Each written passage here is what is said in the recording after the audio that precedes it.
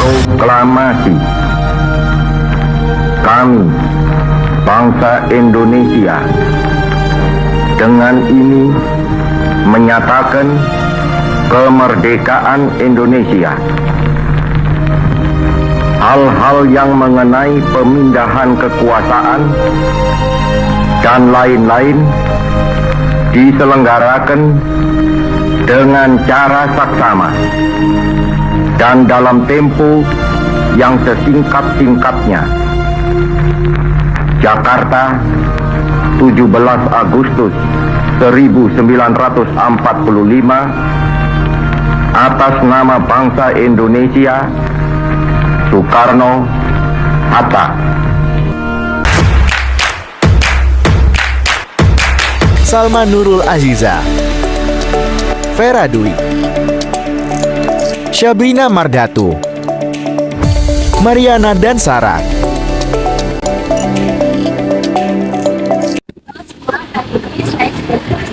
Salah satu museum yang berada di Jakarta yaitu Museum Rumusan Naskah Proklamasi yang merupakan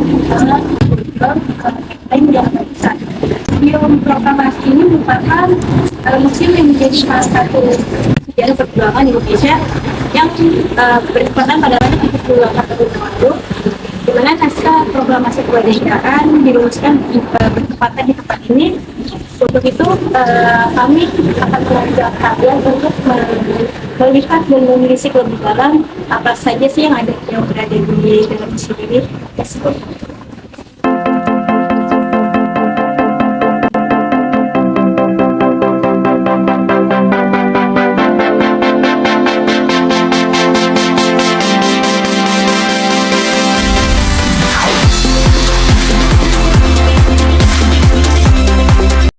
Perkenalkan, saya Syabrina Mardhatu Fajrin dari UIN Syarif Hidayatullah, mahasiswa semester 6 jurusan ekonomi. Sebelumnya izin mewawancarai terkait naskah proklamasi ini. Pertanyaan yang pertama, apakah ada hal unik ketika merumuskan naskah proklamasi ini? Ya, perkenalan dulu ya. Saya Aidil Fitra, edukator di Museum Naskah Proklamasi. Mengenai naskah proklamasi, hal unik yang berkaitan dengan naskah proklamasi ini. Jadi naskah proklamasi itu ada dua ya. Yang pertama itu naskah proklamasi yang hasil tulisan tangan Bung Karno.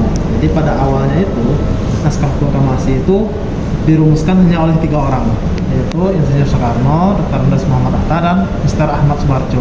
Jadi ketika itu yang bertindak sebagai yang menulisnya itu adalah Insinyur Soekarno.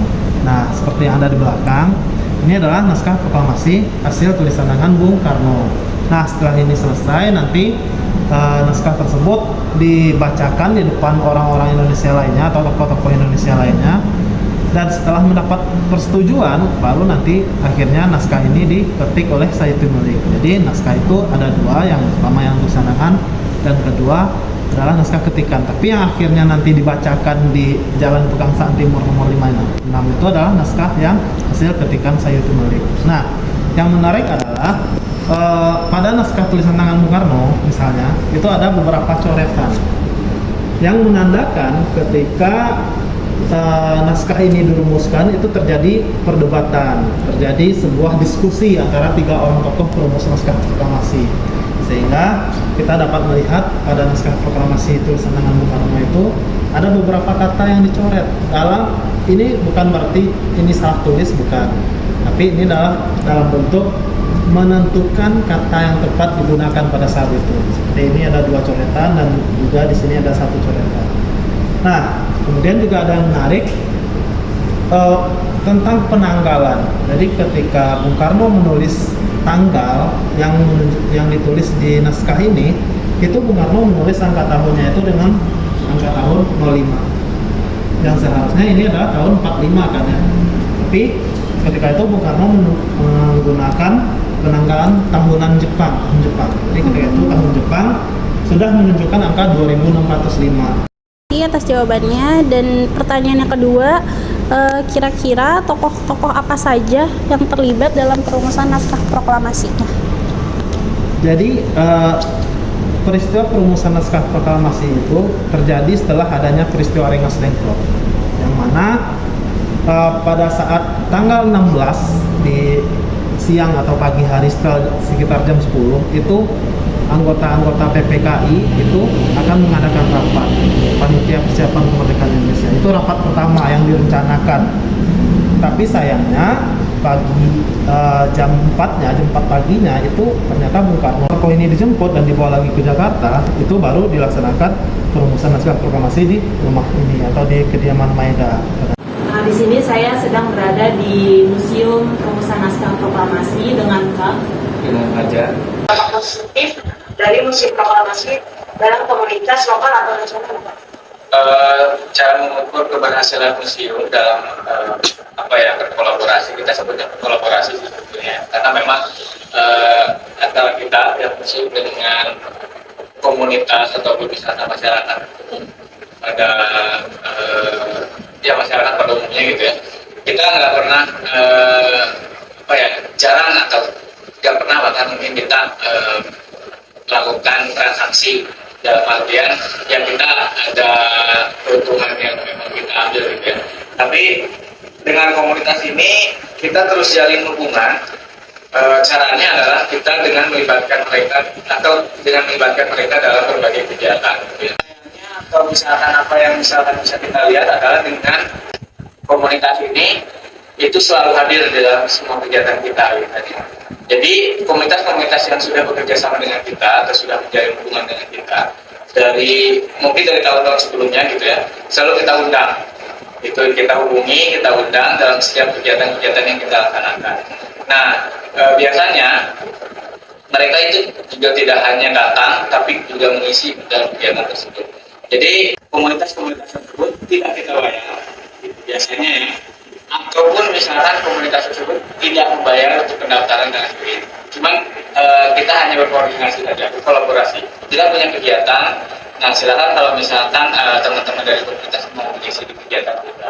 Itu. Jadi komunitas-komunitas ini salah satu kelompok yang bisa menghidupkan museum. Nah, makanya kita dari pihak museum juga ingin supaya komunitas itu berkegiatan di museum. Nah, rencananya nanti ke depannya sih kita akan membuat museum ini sebagai ruang publik, terutama untuk komunitas. Jadi sehingga komunitas itu bisa berkegiatan di museum atau bisa menyusun program, menyusun rencana yang akan mereka lakukan di museum gitu. Sehingga nanti kita bisa berkoordinasi untuk kegiatan-kegiatan ke depannya. Gitu. Harapan bagi museum ini dan pengaruhnya dalam meningkatkan pemahaman sejarah kemerdekaan di kalangan masyarakat. Oke, harapannya tentunya masyarakat semakin tahu terkait dengan peristiwa kemerdekaan Indonesia. Tentunya perumusan naskah kemerdekaan Indonesia atau naskah proklamasi kemerdekaan itu mungkin tidak semuanya tahu gitu ya. Nah, kita berharap semua masyarakat Indonesia, bukan hanya pelajar saja ya, tetapi semua lapisan itu mengetahui peristiwa perumusan naskah proklamasi. Yang jadi peristiwa perumusan naskah proklamasi ini sangat berpengaruh ya, karena dalam peristiwa perumusan naskah proklamasi ini, walaupun dia hanya sebentar, gitu ya, tapi banyak memberikan nilai-nilai, terutama nilai-nilai terkait dengan kepahlawanan. Dan wawancara kami Ya.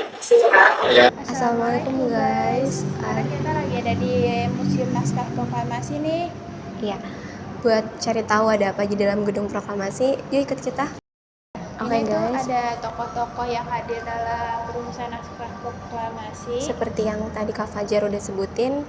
Salah satunya itu ada Insinyur Soekarno, Muhammad Hatta, Mr. Ahmad Subarjo, terus ada Iwa Sumatri, Johannes Latohari, ada Otto Iskandar-Dinata, ada Ki Hajar Dewantara, sama Prof. Dr.